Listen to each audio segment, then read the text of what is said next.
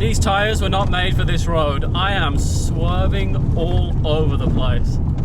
A younger Matthew would have considered turning around and going somewhere else. Well, I'm on a tiny ferry and I'm hoping to get across this river. I would have just married her. Welcome to Lithuania. I'm in Vilnius. At least I think I'm in Vilnius.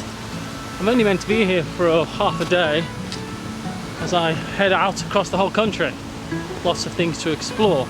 It says here I'm in the Republic of Užupis, so I guess that means this way is a fresh new republic. Apparently one of the trees around here was planted by the Dalai Lama. I don't know which one. I'm going to say it was this one because it's got a flag around it. Why not? So this whole area is classically a bit of an artistic kind of place. And in 1997 they declared themselves an independent republic. I'm not really sure if it's meant to be tongue-in-cheek or not. They have a constitution, they have a flag. They had at one point a standing army of 11 people. And their Independence Day, which they celebrate every year, is on April the 1st. So that kind of goes to show what kind of place it is. They had their own currency for a little while, like their own government. It's all pretty bold really to say it's literally smack bang in the middle of Vilnius. But I like it. It's a cool area to be. I'm glad I took the time just to have a wander around. A bit bohemian, yeah, a bit artistic. We all know I'd probably want to live around here if I was in Vilnius, let's be real.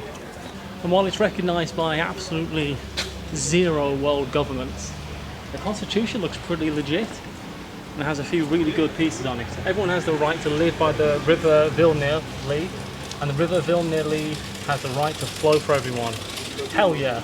A cat is not obliged to love its owner, but must help in times of need. Everyone has the right to make mistakes.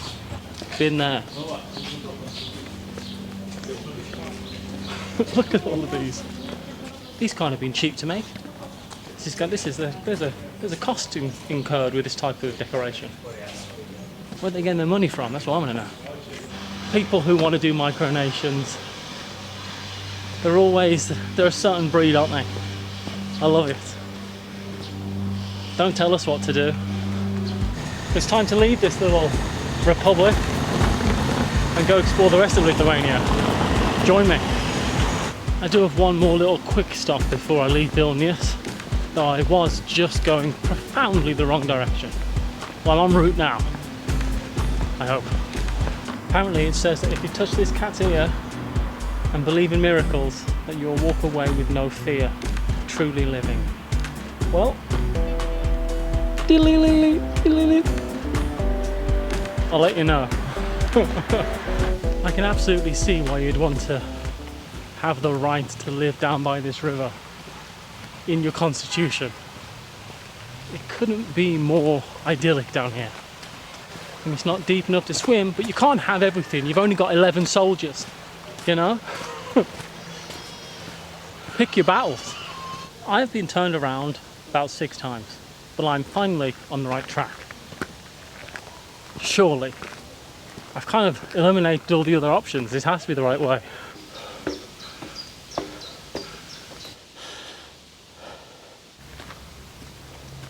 This is the Hill of 3 Crosses. Originally I thought it would probably be to do with, you know, Jesus, but it's not. It was to do with, well, it's a little bit to do with Jesus, I suppose. There was a bunch of Franciscan monks who were martyred here. They were tied to crosses and then thrown down the hill. And this is one of the many monuments that have stood here that represents that. This is the modern one, I think built in like the 1980s, but there's been crosses up here for hundreds of years. Imagine carrying the monks up here, geez. Take ages. And while that's a, you know, lovely story, what I really wanted to do was come up here and see this view. Wow, that's something. I suppose if you are going to be martyred, at least one of the last things you get to see is going to be a beautiful view.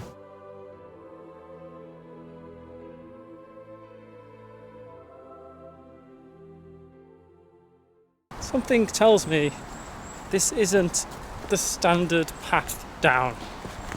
How do I always do this? How do I always end up leaving the path? I don't remember leaving the path. I wasn't trying to. Okay, this. Oh God. When did I leave this path? When did this happen? Let's get back on the path. No one's the wiser.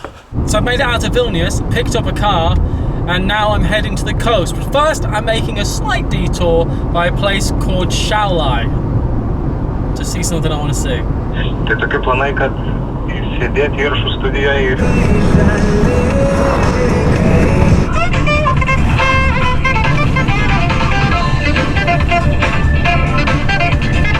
My aim by the end of the day is to get to the coast, but I've taken a slight detour north. By slight, I'm almost back in Latvia, but that's okay.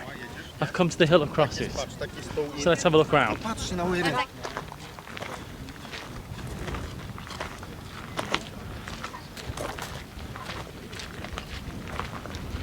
No one can say that this isn't a lot of crosses.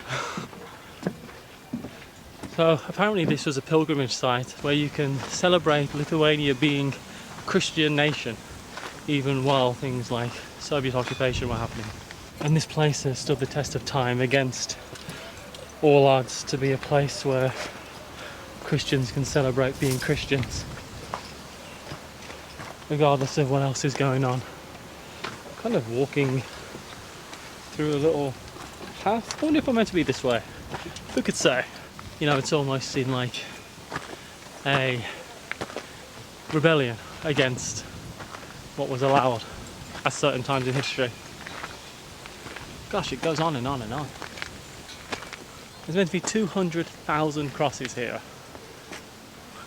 At least. It's quite remarkable, honestly. A little bit somber. I don't know, I feel a bit emotional being here. Because you're surrounded by everyone's prayers, you know? Everyone's left their little message, you know? So you're surrounded by people's hopes and dreams and wishes and desires and prayers, all left in the sun, hoping that things will happen for them. I wasn't expecting to be affected by it in any way. Oh, I've come off the... How do I always end up off the path?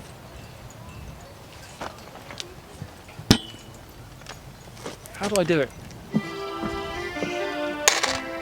It certainly feels like a pilgrimage. Especially how far I drove to get here. Come on. I have absolutely no memory of what my car looks like. Oh. No. Oh dear. Let's get back on the road. Next stop, Kleidepa.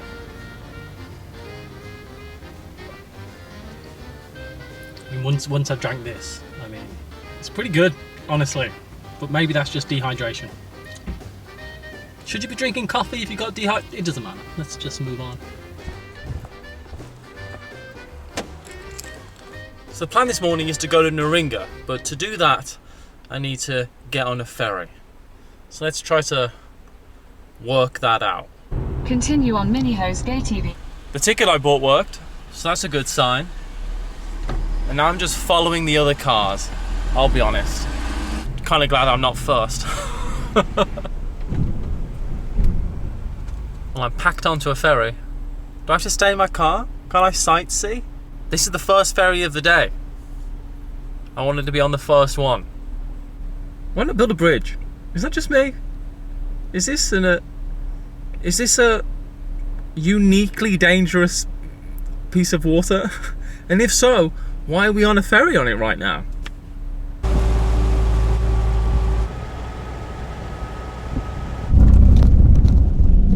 Okay, just like that, we're in Neringa municipality.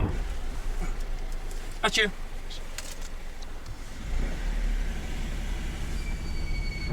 The ferry is about 23 euros to get back and forth, which is $23 essentially. But then it costs you another 30 euros to just be on the island. Does seem like a bit though, doesn't it? The first stop on our island excursion, it's not an island, I know that, it's like a spit, I think is what you call it. a bluff, you know what I mean. It's a strip of land. First stop is Geographical, which I'm definitely pronouncing fantastically. It's the second biggest town in the Lithuanian part of the country, and apparently 700 people live here. It's quite peaceful. I mean, it's very early in the morning, but it's very peaceful right now. Rumour has it, according to folklore, that there's witches and demons that used to have parties on this hill, which is why I've come to this hill. It's called the Hill of Witches, which did, I don't know, it's tantalising as far as I'm concerned. Well, we see a witch. Here's hoping. Naglis. I guess these are all, you know, full of folklore and legends and fairy tales. I'm wondering if there's anything that I might recognise. I don't know, like a gingerbread house or something. The lady with all the birds. We know the story. We all grew up with that story. The lady with all them birds. This kind of looks like a big crow from a Disney cartoon. You know, like from Robin Hood.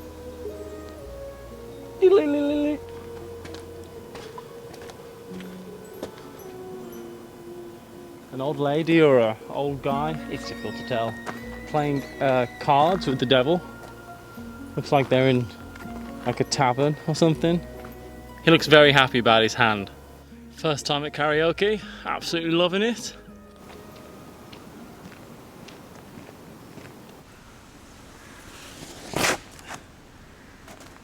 There was a guy called Paul Bach who was the forester in charge of all the forests around here and in East Prussia, and they had a monument here to him for like his conservation work, but the Soviets destroyed it. But when they put this sculpture trail up, they made a new sculpture in his honor. So at least we know who this one is. It's Paul Bach. Good lad. Look, I'm just gonna say it's St. George smiting the dragon, great British hero of ours, but probably not. If I'm honest about it, probably not. I've come off the main path to try and find what I think is going to be a lighthouse down here somewhere. What are we feeling? Would you go left or right? Let me know in the comments below. My mind wants to say left. I can backtrack. Nothing's going to happen. Not like this forest is full of witches. Well, how about we try right? What makes walking through this forest a bit harder underfoot is that a lot of it is actually sand, because the whole spit of land is essentially dunes. Part of me just feels like I'm aimlessly walking into the forest, if I'm honest. But surely this is correct. As lovely and as peaceful as this forest is, I don't need to die here. Ha ha ha! Trick question. It wasn't left or right. Do you remember when we were looking at sculptures like 35 minutes ago? Paul Bach would know where to go, wouldn't he? So if it either says right or left, everyone was wrong. Sometimes in the forest, you just die. And that's the way it goes. It's like breaking fresh snow. There's no other trails to pass or get your feet into. Now, you'd be forgiven for thinking, I thought you were in Lithuania. I still am. This is the Dead Dunes. It's just down the road from where we just were at the Hill of Witches, but it's a slightly different landscape. These are 60-foot sand dunes. They're the biggest sand dunes in Europe, apparently. Although I'm sure someone will go, mine are bigger. I've seen bigger. You ever been to Harlech Beach? Well, these sand dunes are so big that over the 16th and 17th century, 4 settlements that were in this strip of land and 2 graveyards kind of just disappeared. They're under here somewhere, under the sand. Although they are trying to say, don't call it the dead dunes, they're the grey dunes, because there's a diverse biodiversity of life here. Look, dead dunes is better branding. Don't turn your nose up at good branding when you've got it. It's like me and getting lost places. This is otherworldly though. I feel like I'm on Tatooine. I mean, how fast would the settlements have to have disappeared? You know, every day you're like, well, I'm gonna shovel the sand out again. And then one day you wake up and you go, I don't know if we can shovel all this sand out. We might need to move. But what about Grandpa? He's buried over there. And he'll be even more buried over there. Arabian Nights. These sand dunes go on for 32 kilometers apparently. And it's a UNESCO World Heritage Site, so actually not allowed to go trundling over them. Which I understand, but it's unfortunate. It's like paradise. I can see all the tracks of all the seagulls and cormorants maybe they have on this island. I think the next stop is going to be Nida, which is down south. I don't want to go too far down south on this peninsula because I will end up in Russia. The Kaliningrad Oblast is at the other end of this peninsula. If you keep on driving, you're in that little bit of Russia that's between Lithuania and Poland. Now, I don't imagine they just let you into Russia, but let's not go to Russia today, eh? Nida is a very pleasant little town. Parking was expensive, but it's a lovely little town. It's all full of little boutiques and coffee shops and places to go get nice breakfasts and a ton of guest houses. I'm looking at some old boats. I would live on this boat. Do I become a boat conversion channel? This is badass. I want one of these boats. Okay, it's pretty settled. They can't be asking much for it. For breakfast we have some cold beef filled pancakes. Now, I'm sure you're probably not meant to eat them cold, but other than leaving them out in the sun to warm up, this is our only option.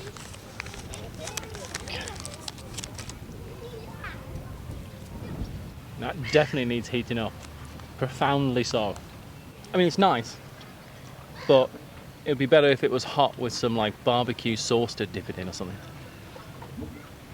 But I suppose it's not always what you eat, but where you eat it. And this is a really, really lovely place to be sat eating a cold pancake.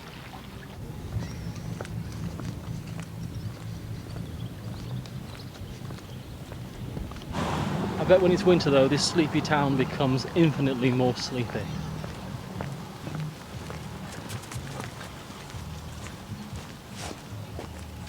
So I had a dog sniffing my leg and I got excited about it.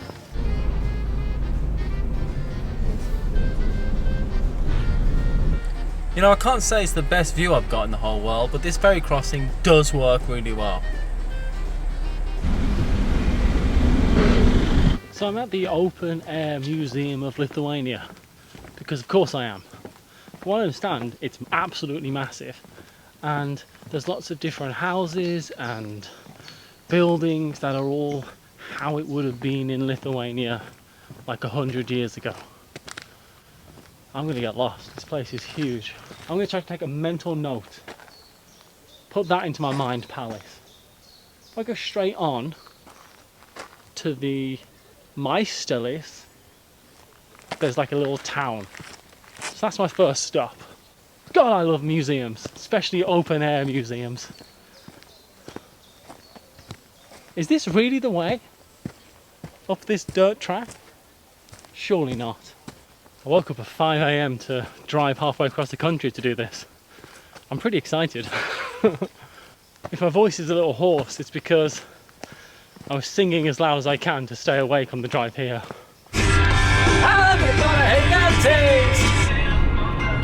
Something, something, something, something, something. It's like walking back in time into an old Lithuanian village. something I've always wanted to do. And yeah, other than the few ladies here cleaning off the signs with brooms, I am the first person here. For a second then I thought they were doing a different type of salute, and I thought that's a strange thing to have on your pictures, but they're not, they're waving. I need to buy a birthday card for someone, and by someone I mean my mother. So maybe I can get something here. Unironically, I would enjoy a office that looked a bit like this, only with a, you know, MacBook there. A nice variety of traditional Lithuanian hats.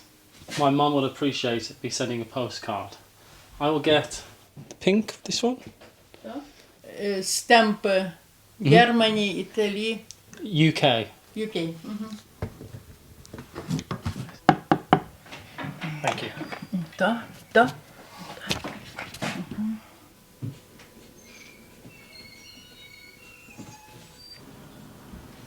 I've got ink all over my fingers.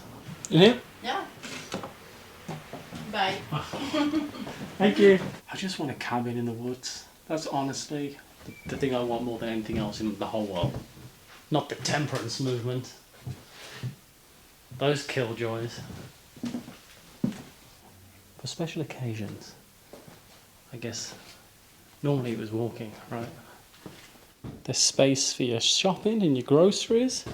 Sit back. Probably want a higher back so I could recline a little bit more, you know? One horse, strap 6 horses and a few dogs to it, that's what I say. I'm old and tired, please do not play me. I should wear that when I'm walking around.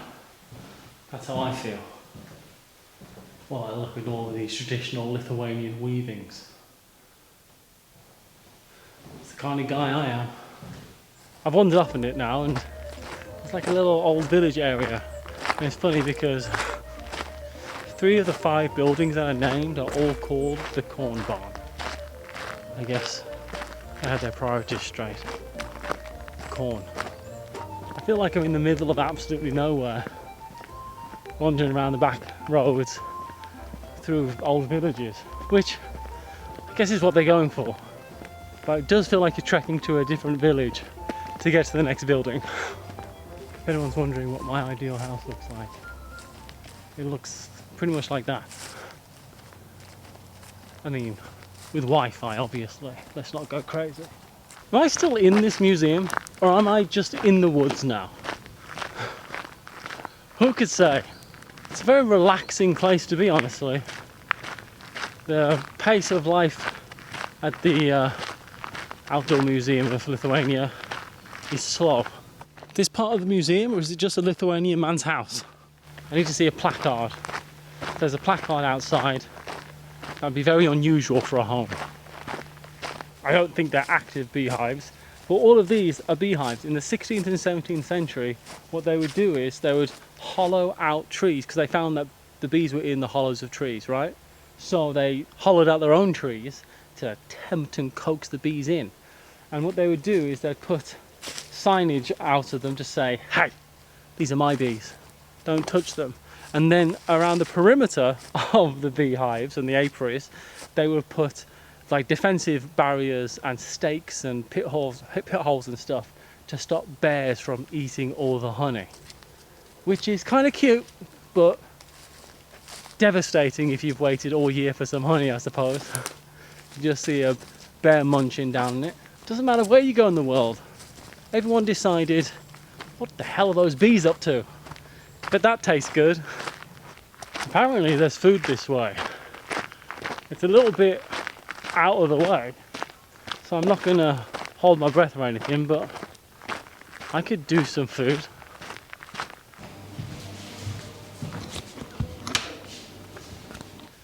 Well, I tried to order about 3 different things.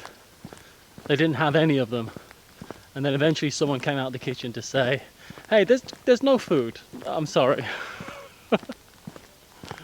Sometimes there's food, and sometimes there isn't.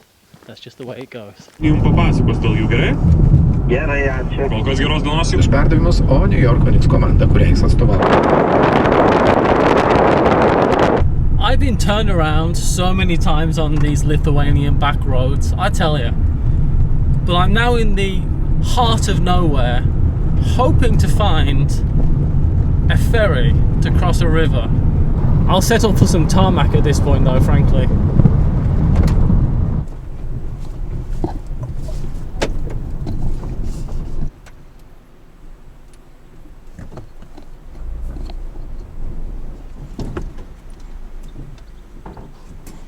Well, I'm on a tiny ferry and I'm hoping to get across this river.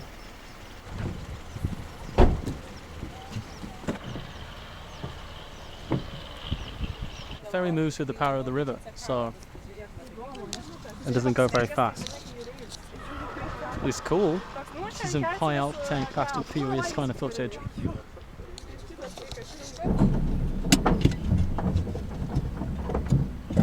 You like it? Yes. I've been to Latvia and Lithuania, so it's been nice. So I liked it's 2.8. Cool! Yeah, to the left, go straight, at the right road, at the left. Gotcha. I'll try. Thank you. I would have just married her. And that could have been our life. Man in the ferry. Welcome to Trakai. About 30 miles outside Vilnius. I'm going to assume a big tourist holiday hotspot here in the summer. Because I tell you what, parking was just awful. A younger Matthew would have considered turning around and going somewhere else. And it did flash behind my eyes just for a second, but I've calmed. Just accept things how they come. Otherwise, you'll be angry and disappointed all the time. That's what I've learned. Look how lovely it is here. So, why on earth are there so many people here? Well, let's find out, eh? I normally try to avoid tourists, being a tourist myself. I think that's going to be rather impossible right now. It's this here castle. That's what people are here to see. That's what I'm here to see. If I'm honest, I didn't know everything else was here. I thought it might just be a castle. So, the rest of this, let's call it a pleasant surprise. It wasn't a pleasant surprise, but I'm going to let it roll off me. How dare other people be here? This whole island is a castle. Ideal, if you ask me. No man is an island. Well, actually, I hate to break it to you, there's this castle in Lithuania that this one guy owned. So the original castle was built in the 1400s, and it was a pretty important place as far as Lithuania was concerned, frankly. But then it kind of fell into disrepair and ruin, and then eventually it was just being used as a prison. And then during World War I, for some reason, they were going to start rebuilding the castle. But I thought, probably best to use our resources for something else, frankly. But in the 50s and 60s, they decided to reconstruct what was just ruins on an island. Gosh though, if you're in Vilnius, I bet you can get a train here. Take no time at all to get here. You could have like a beach / lake vacation. I would say it's peaceful, but it's not quite peaceful. There's helicopters going around, a bunch of like motorized boats, bit of construction. They've certainly done some building, haven't they? Part of me thinks they should have kept it in ruins. That's the kind of thing that appeals to me, I suppose. That wouldn't draw in the masses.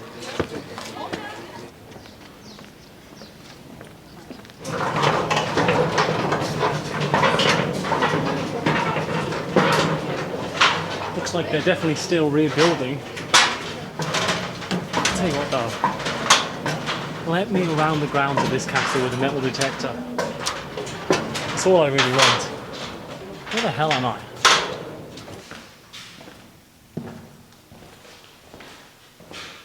I used to work on scaffolding, and I'll tell you what, it was sturdier than this. This whole thing is shaking around. There's very little headroom. This is a flattering angle for me, so I look good right now. Some little church. I suppose that makes sense, doesn't it? Guess it could double up as a courtroom. as in where the king holds court, rather than go to jail. Nah, they just kill you, wouldn't they? What an adventure! I feel like I'm at like a Go Ape, you know? I want to zip line down eventually, at some point, I'm hoping. That is the warmest air coming out of that thing. It feels like a convex oven. I'm guessing that's all the owners of the castle. And it's funny, when you see a list of names like that, it looks innocent, almost. But you know, I bet there was a lot of bloodshed between those names changing. There, I did the thing. That's the thing that everyone was doing, and I did it. What a lovely place. Lots of people walking dogs. What can make this better? Trick question. The answer, of course, was an ice cream shaped like a duck could make this better. A superior experience with an ice cream. In the UK, there was this big controversy happening around Cornish pasties. Apparently, a Cornish pasty is not unlike champagne. You have to be made in Cornwall to call yourself a Cornish pasty, which is nonsense, by the way. But correct me if I'm wrong. These are Cornish pasties, right? Right? I don't think the Cornish have such a monopoly on pasties after all. Don't tell them about Lithuania, they'll be apoplectic. What do you mean they've harnessed the power of wrapping meat in dough and putting it in the oven? Only we, the Cornish people, could have possibly thought of that. They're just indigestion, aren't they, in the end of the day? Guaranteed. When I heard that the geographical centre of Europe was in Lithuania, I thought, Europe? I know that place. I grew up there. So, I'm going to go to the geographical centre of Europe. Wherever that is. I'm sure if the wind was blowing, this would be a sight to behold. All the flags of Europe. Well, most of the flags of Europe. Maybe they had a ceremonial taking down of the Union flag. But, I mean, I'm European. Just as European as anyone else. The very centre of Europe. Here I am. I know they're just, you know, arbitrary lines on a map, but this is the geographical centre, technically, of all those arbitrary lines on maps, and I'm at it, the centre of Europe. Gosh, I love stuff like this. Apparently there's other countries that have claimants to the centre of Europe, but this is the official one, at least according to Lithuania and the Guinness Book of Records. So, you know, how could this? Surely it's correct. Where is the British flag? Come on. There's a gift shop. Of course, it's not open till 11. Oh, think of all the souvenirs we could have got. A bunch of postcards with Britain scratched out of it. I think this boulder was here first. And maybe this boulder is the centre of Europe. How can you have so much controversy at the centre of the European Union? Is it here? Or is it up there? I already am not sure if it is up there, if it's the pillar, or if it's in the middle. My word. I've been to the centre of Europe. Done. Tick that off your bucket list for life. I didn't mean this as some type of horrendous sacrilege, but I have now just peed in the bushes in the centre of Europe. That wasn't meant as like a political action, just an action of necessity.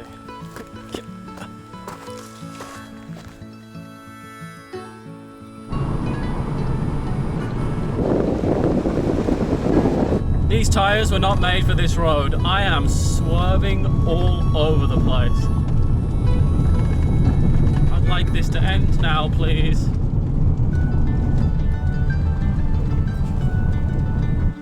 We started this video in a thriving micronation within Lithuania, and we'll finish in another one that didn't quite do so well. So the story goes that in 1767, this guy decided to, I can't say his name, decided to buy the manor that's here. And where are we? We're just in the absolute middle of nowhere, but we're about 40 miles outside of Vilnius south. 2 years later, after buying the manor, he thought, you know what, sod it. I'll start my own nation. And that he did. The Pavlov Republic, or the Pavlov Republic. He thought, I'm going to start my own nation, do things my way. And the king of the Lithuanian Polish Commonwealth, or was it a king? Anyway, they was like, yeah, fine, don't worry about it. Go for it. Do what you want to do. I wish I had a metal detector more than anything right now. I'm buying one. These are the ruins of the manor house. This is technically the capital city of what was a 6.3 square mile micronation, the smallest country in the world, known Europe across, all over. And things were run here a little bit differently, very progressive for the time.